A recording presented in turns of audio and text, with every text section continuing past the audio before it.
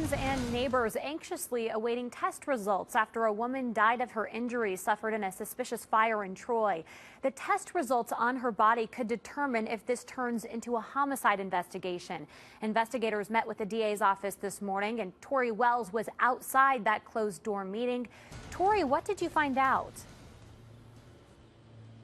Of course, it's not uncommon for police to meet with the district attorney during an investigation, but we went today to ask the chief if there's any new information in this case. You can see the fire damage to this home here behind me and a memorial that has been set up for Grace Halpin. The chief told us the investigation is moving forward, but they need key information from an autopsy on Halpin and related tests.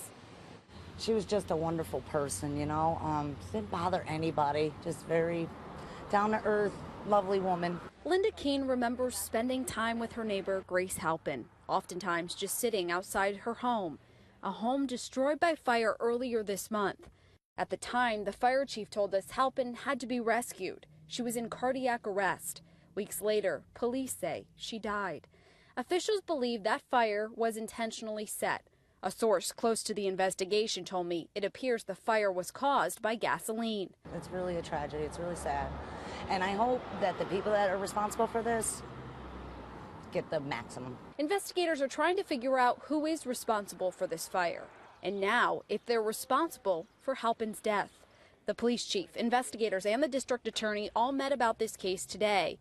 The chief told me afterward that answer could take more time. Any update on the autopsy results or where we stand with that case? No, there's several test results that we're awaiting, and once we get those tests, we'll reconvene and we'll go on from there. This was just a strategy session, if you will, to make sure everybody's on the same page, discuss what the next steps will be.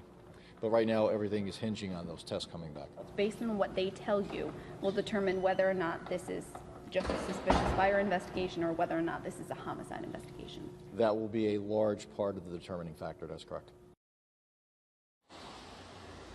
And the chief told me he hopes to have those results within the next 2 weeks or so. Now, we just want to clarify, the fire department says it needs information from the state tests to come back before it can officially rule this an arson, but the police department says it is treating this as an arson investigation. Now, I also asked the chief about video that was captured from a neighbor's camera nearby. That coming up tonight at 6. We're live in Lansingburg. Tori Wells, CBS 6 News.